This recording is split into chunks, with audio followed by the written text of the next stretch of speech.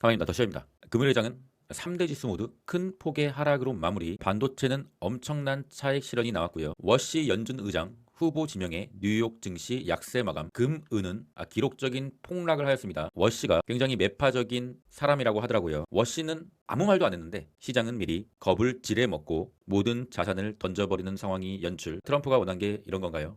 그리고 추가적으로 미 연방정부 부분 셧다운에 돌입.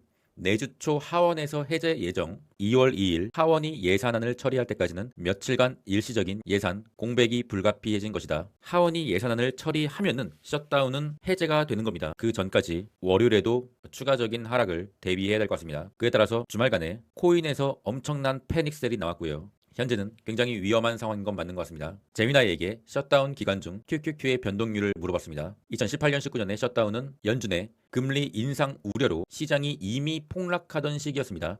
그러나 셧다운 기간 동안 직전인 12월 24일에 저점을 찍고 셧다운 기간 내 저가 매수세 그리고 연준의 태도 변화로 11%의 상승을 했었고요. 13년 셧다운 기간 동안 셧다운 첫날에는 불확실성으로 하락 출발했으나 정치적인 합의, 기대 실적 시즌이 겹치면서 상승 마감했고요. 셧다운 기간 동안 3.2% 상승, 그리고 최근이었죠. 25년 셧다운 시작 전에 마이너스 3% 하락을 하고 셧다운 기간 중에 오히려 상승을 했습니다. 하락을 하다가 이제 반등을 한 거죠. 결과적으로 이 셧다운은 정치 쇼다. 셧다운 초반에는 하락을 당연히 하는 것이지만 과거의 세 차례의 셧다운 기간 동안 QQQ의 변동률로 셧다운이 해제만 되면은 다시 반등을 했다는 결과를 알 수가 있습니다. 다만 단 한 가지, 금리 인상이라는 단어가 절대로 나오면 안 됩니다.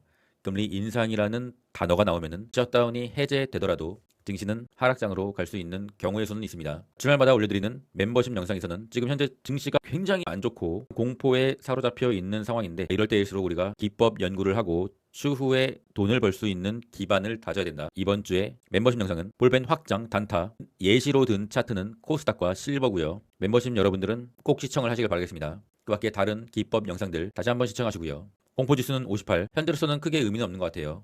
뉴트럴 또는 피어도 한번 각오 정도는 해둬야겠다. 푸드앤콜 옵션은 0.72, 푸드앤콜 옵션이 0.80 이상으로 이렇게 올라가는 지점, 4월 관세 빔 때는 1까지도 올라갔었는데 이런 지점이 온다면 우리가 초분할 매수로 대응을 해야 한다. 시드를 아껴가면서 초분할 매수를 실시해야 되는 구간 0.80 이상의 부근부터. 키움전사의 주간 동향은 금요일에는 쏙슬 그리고 은을 상당히 많이 주워 담은 키움전사고요. 주간 순매수에서는 마이크로소프트, 현재 나스닥의 하락의 시작 주범이죠. 마소, 개미가 많이 주워 담았기 때문에 조금 더 기다려보자. 다음 주 어닝 발표는 월요일에 이제 팔란티어가 지금 201선 밑으로 내려갔습니다. 실적이 좋게 나와야 되고 가이던스 또한 좋게 나와야 됩니다. 그렇지 않으면은 현재 좋지 않은 나스닥에 또다시 트리거가 될 수가 있다. 화요일에는 AMD, 그리고 수요일에는 굉장히 중요한 날인데 알파벳과 퀄컴이 있습니다. 그리고 목요일에 이제 아마존, 아이렌, 굉장히 위험한 위치에 있는 종목 MSTR 실적 발표가 있습니다. 다음 주에 먹구름이 드리워진 미장의 구세주는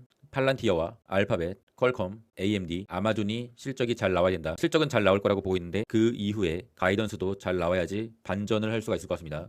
다음 주 조율적입니다. 현재 제조업 지수나 여러 가지 지수 발표가 있는데 이런 지수는 증시를 반전시켜 주지는 못할 것 같고요. 좀 전에도 말씀드렸다시피 빅테크의 실적이 잘 나와줘야 되는 것이죠. 목요일에 영국 금리 결정은 동결로 예상되고 있고요. 금요일부터 이제 동계 올림픽이 개최됩니다. 올림픽 관련주 국장에 여러 개 있는데 단기적인 테마가 올 수가 있다. 그리고 금요일에 고용 보고서, 다음 주에 지표 중에서는 금요일에 고용 보고서가 제일 중요합니다. 나스닥 QQQ 차트 주봉입니다. 저번 주에도 굉장히 힘들었는데 결국에는 보합권으로 마무리한 것이고, 삼각 수렴의 상단, 다음 주에 주요하게 바라봐야 되는 것은 주봉의 2평 삼각 수렴의 하단에 위치되어 있는데 여기를 이탈하지 말아야 된다. 이탈을 만약에 하게 된다고 하면 4월 관세빔 이후 다시금 상승장으로 돌아서고 나서 처음으로 이탈을 하면서 마감을 하는 게 되겠죠. 이때는 밑꼬리로 말아 올렸기 때문에 다시 상승을 시작했으나 만약에 다음 주에 주봉 2평을 이탈한다. 그러면은 굉장히 심각해진다. 월봉도 항상 강조드리죠. 월봉의 5월선, 빨간색 5월선에 지금 거의 턱걸인데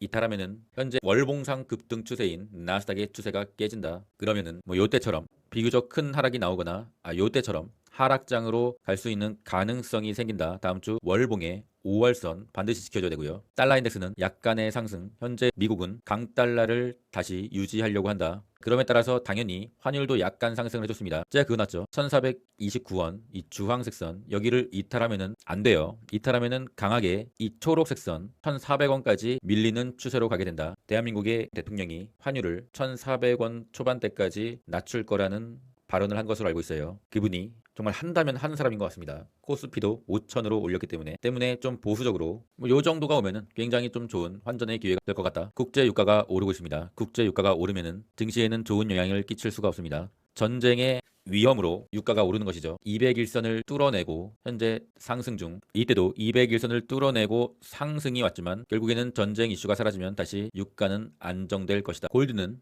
장대 음봉. 골드와 실버가 안전자산으로 분류되고 있는데 골드와 실버가 안전자산일 때는 적절한 가격에서 횡보 우상향을 할 때 안전자산인 거고 골드가 26년에 이렇게나 많이 올랐는데 이게 뭐 어떻게 안전자산이 되겠습니까? 급등자산이지. 골드가 다시 적절한 가격으로 내려오면은 그때 또 안전자산이 된다. 세력이 나갔어요. 실버 또한 세력이 나간 차트다. 세력이 나가고 이제는 개미들끼리 치고받고 하는 싸움이 될 것이다. 너무나 크게 내렸기 때문에 약간의 기술적 반등은 오겠지만 중앙 이평선을 터치하고 이제 횡보 우상향으로 가지 않을까 싶습니다. 급등락이 여전히 심할 것 같아요. 그렇게 매력적인 자산군이 이제 아닙니다. 저 같은 경우는 실버 숏을 매도를 했고요. 나스닥 지수입니다. 반드시 지켜줘야 되는 주봉의 이평선까지는 대략적으로 마이너스 1.2% 정도, 현재 위켄 나스닥이 마이너스 0.6에서 0.7% 정도 왔다 갔다 하고 있는 것 같습니다. 그렇다 된다고 하면 일단은 월요일은 또다시 갭 하락으로 지난 목요일에 최저점 라인을 갱신하면서 시작을 할 것 같고요. 월요일에 셧다운이 무조건 해제되어야만 단기적인 반등이 가능할 것 같습니다. 단기적인 반등이 오더라도 21선을 이미 이탈했기 때문에 내렸다가 21선 터치하는 구간까지만 기술적인 반등이 올 수가 있다. 엔비디아는 장중에 93달러 정도까지 터치를 했었는데 현재 엔비디아 차트가 그렇게 나쁜 차트는 아니거든요. 상승의 준비는 시켜놓고 대외적인 매크로의 상황으로 좋지 않은 상황이 나올 수가 있겠다. 반도체 같은 경우는 21선 지지를 봐야겠죠. 속스 기준 337달러 부근 여기를 지지해주거나 추세 하단 331달러 부근 여기만 지지해주면 다시 상승의 여력은 있습니다. 그런 상황이 펼쳐진다고 하면 그 순간을 기준으로 속스를 단기 매매해봐도 될 것 같아요. 유의미한 지지선이나 유의미한 추세 하단에서는 기술적인 약간의 반등이 올 수가 있기 때문에 테슬라는 금요일에 상당히 미장이 좋지 않았는데 우리 나스닥 인버스 테슬라 혼자 상승을 했다가 윗꼬리로 마감. 중앙 이평선이 역시 저항이 됩니다. 잘 나가던 주가가 중앙 이평을 이탈하면은 그 지점이 항상 저항이 됩니다. 이번에도 또 저항, 다시 내리면은 또 저항, 또 저항, 또 저항. 또 저항 이런 식으로 된다고 했을 시 돌파하고 지지 그런 상황이 나와야 다시 테슬라가 추세 전환을 할 수 있는 것이죠. 금요일에는 그냥 스페이스와 합병 이슈로 인한 단기적인 매수세였다. 메타는 굉장히 잘 버텨줬어요. 원래 이 볼린저 밴드 둥둥 뭐라고 했죠? 볼린저 밴드 둥둥 때는 매수는 아니다. 볼린저 밴드 안으로 들어온다. 현재 안으로 들어오진 않고 볼린저 밴드 상단에서 마무리해줬습니다. 메타는 금요일에 차익 실현이 나오긴 했지만 상당히 추세적으로는 센 상황이 맞기는 맞아요. 다만 이 파란색 선 위에서 마감을 해줬으면은 뭐 이렇게 추가적으로 더 갈 수도 있는 상황인데 현재는 약간의 하락 후 5일선 지지를 좀 봐야 된다. 5일선의 가상의 선을 그어보면은 대략적으로 700달러 정도에는 지지를 받아줘야겠죠. 마소는 사요나라. 이런 상황처럼 주가가 내려오다가 옆으로라도 횡보를 해줄 때 접근을 하는 게 좋아요. 주가가 내리는 이런 상황에서는 어디까지 내릴지는 아무도 알 수 없기 때문에 이런 식으로 횡보를 하는 구간에서 이런 내려오는 추세 상단을 돌파할 때 잡아보는 게 좋겠죠. 이런 경우가 온다고 하면요. 팔란티어는 실적 발표가 하루 앞으로 다가왔는데 차트는 사요나라. 볼린저 밴드 하단 둥둥이 떴습니다. 통상적으로 하단 둥둥이 뜨면은 안으로 들어와야 되는데 현재는 실적 발표가 나가리가 되면은 볼린저 밴드를 찢을 수 있는 가능성이 있기 때문에 굳이 어닝 플레이를 하지 말고 실적을 일단 확인하자. 그리고 화요일에 뭐 접근을 하든지 뭐 그런 식으로 하는 게 좋을 것 같아요. 중성주를 보자면은 중성주는 금요일에 거의 피바다가 되었죠. 솔라이치 좋은 종목인데 한 9%가 내려왔다. 추세 하단선에 왔습니다. 이 추세 하단선은 4월 관세 빔 때부터 유지해주면서 여기만 닿으면은 며칠 뒤에 기술적인 반등, 여기만 닿으면은 반등, 이때도 여기만 닿으면 반등, 여기만 닿으면 반등, 그리고 여기를 닿았네요. 그런데 계속 반등을 해왔던 이 검정색 선을 이탈한다.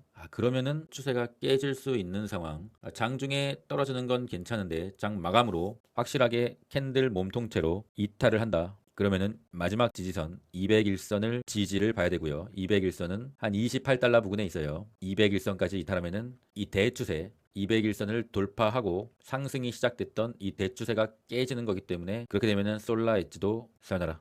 최근에 핫했던 SMR도 빨간색 지지선 이탈을 조금 했고요. SMR 같은 경우는 테마성 종목이기 때문에 상황이 좋아지면 또 탄력을 받을 거라 보고 있어요. 굉장히 급등락이 큰 종목이기 때문에 큰 비중으로 매매하는 것은 좀 적절치 않아 보이고요. 크게 내려왔을 시에는 다시 볼린저 밴드까지 붙이는 단기 매매는 해볼 수가 있다. 볼린저 밴드 하단 둥둥 시에 그 과정에서 좀 더 공격적이시라면 SMU, SMR 두 배가 있습니다. 크게 내렸을 시 기술적 반등만 먹는 그러한 단기 매매로만 접근해야 되는 종목이죠. 전 세계 모든 자산이 병에 걸린 것처럼 하락을 하고 있는데 유일하게 살아있는 시장, 국장의 코스피와 코스닥. 근데 아무래도 현재 상황이 좋지 않으니까 월요일에 코스피와 코스닥도 영향을 받을 것 같아요. 코스닥 같은 경우는 금요일에 볼린저 밴드 둥둥이 떠가지고 다시 볼린저 밴드 상단까지 붙이는 하락이 나왔었죠. 저 같은 경우는 코스닥 레버리지 2배 종목을 갖고 있는데 현재 한 80% 정도의 수익이긴 합니다. 근데 아무래도 월요일에 갭 하락으로 시작할 가능성이 커서 월요일에 그냥 아쉽지만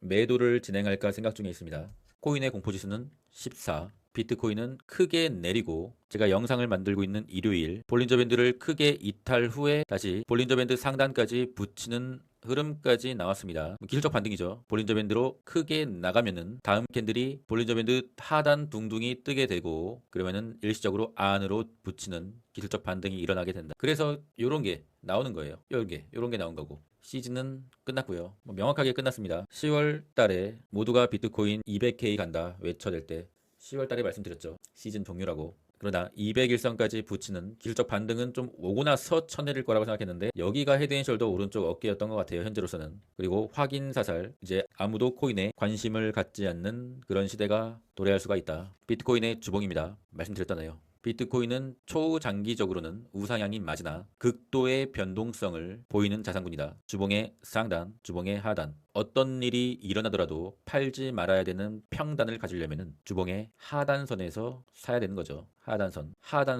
만약에 먼 훗날 굉장히 좀 좋지 않은 상황이 와서 주봉의 하단선까지 비트코인이 내려온다. 그러면은 그때 공포를 딛고 강하게 매수를 하세요. 그 전까지는 비트코인은 그냥 롱 청산, 숏 청산하는 그런 청산의 자산군이다. 선물하면은 다 죽는다. 왜 죽냐면 죽을 때까지 그거를 끊지 못하기 때문이야. 선물은 절대로 하지 마세요. 성공을 해도 망하기 전까지 그것을 끊지 못한다. 제가 어제 제 오랜 친구를 만났습니다. 그 친구는 부동산 투자에 일가견이 있는 친구인데 저랑 굉장히 친하고요. 투자 스타일은 근데 저랑 좀 달라요. 그 친구가 이런 말 하더라고요. 자기는 비트코인을 초소액씩 계속 주가와 상관없이 모으고 있다. 그리고 자기는 양자역학 투자법이다. 아이온큐를 산다는 게 아니라 진짜 양자역학 이론에 따른 투자를 하고 있다고 하더라고요. 그게 무슨 투자법이냐? 그렇게 물어봤더니 계좌가 손실인 거는 상관이 없다고 하더라고요. 초장기적으로 오를 자산군 나스닥, S&P, 비트코인, 코스피, 코스닥, 금 이 자산군에 주가와 상관없이 무조건 초분할 매수를 매달 한다고 하더라고요. 그 과정에서 계좌가 좀 좋지 않게 마이너스가 커지더라도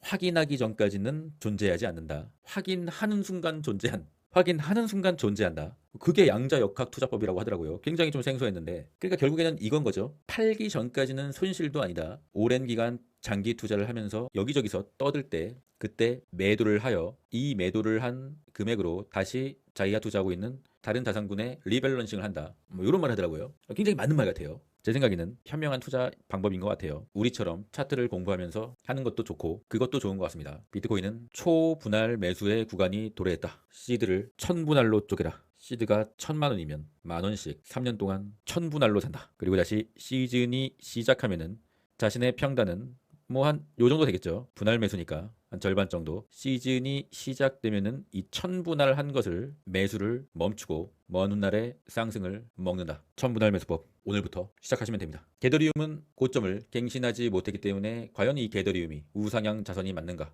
깊은 고민을 하게 되고요. 그래도 초장투라면은 이 정도까지는 다시 올라오겠지. 게더리움은 만분할 매수로 가야 될 것 같습니다. 근데 가능하면은 굳이 그걸 하느니 그냥 비트코인 1000분할로 하는 게 훨씬 더 유리하지 않겠느냐. 그러니까 농담 반 진담 반인데 솔직히 말하면은 진담 100%입니다. 우리가 지금 코인을 할 수 있는 방법은 믿음이 없으시면 안 하면 더 좋고 이길 수 있는 방법은 단 하나. 천분할 매수법. 굉장히 좀 어려운 구간이 다음 주부터 펼쳐질 것 같습니다. 하지만 그 와중에서도 어떻게든 단기 매매라도 좀 수익을 낼 수 있는 방법을 계속 찾아보겠습니다. 인베스팅의 새 세일은 프로모션이 변경이 있다고 하더라고요. 연간 45%, 2년으로 계약하면은 50%의 할인, 거기에다가 더 시저링크로 가입하시면은 플러스 15%의 할인이 추가 적용됩니다. 관심 있으신 분들은 고정 댓글 링크를 확인해 주고요. 멤버십 영상을 주말에 올렸는데 AAAA님이 슈퍼챗을 보내주셨습니다. 상당히 감사드리고요. 좀 더 심사숙고해서 도움이 될 수 있는 영상을 계속 멤버십 영상으로 제작하도록 하겠습니다. 포기하지 않으면 희망은 있다. 주가가 내리는 것이 엄청난 리스크긴 하죠.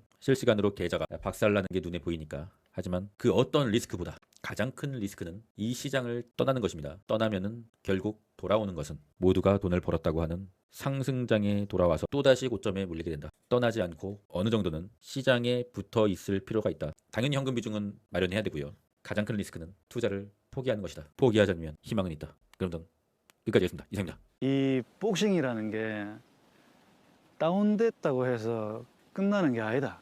다시 일나라고 카운트를 10초씩이나 주거든. 네가 너무 고되고 힘들면 그 엎어진 자리에서 그대로 누워 있어라.